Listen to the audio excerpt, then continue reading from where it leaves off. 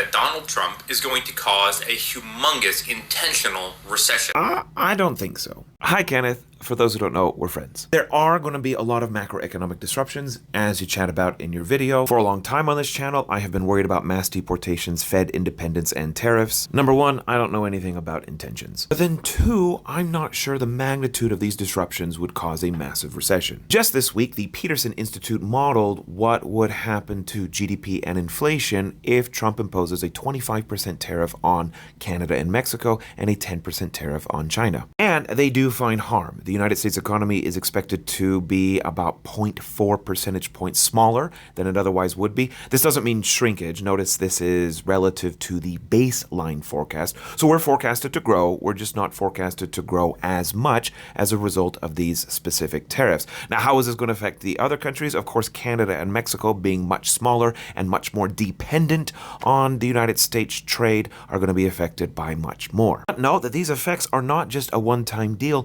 They keep going, and they estimate that the economy will be about $850 billion smaller in 2040. Now let's go look at the effect on inflation. Tariffs disrupt our supply chains. They protect more costly firms. All of this will lead to higher prices. But the magnitude in the United States is expected to go up by 0.5%. And as we see, the effect on Canada and Mexico are much higher, 1.5% to 2%. But it's still harm all the way around. So what does this macroeconomic harm mean relative to the status quo? Currently, the real gross domestic product is growing at almost 3%. So my point is there is room for it to grow slower without launching us into a recession. Being less than potential is still not a good thing, just to be clear. And then over on the inflation side, the most recent December number came in at 2.9% over the past 12 months. Now remember, the goal is closer to 2.0%, so bumping that up to 3.5% is too high, and the Fed is going to respond.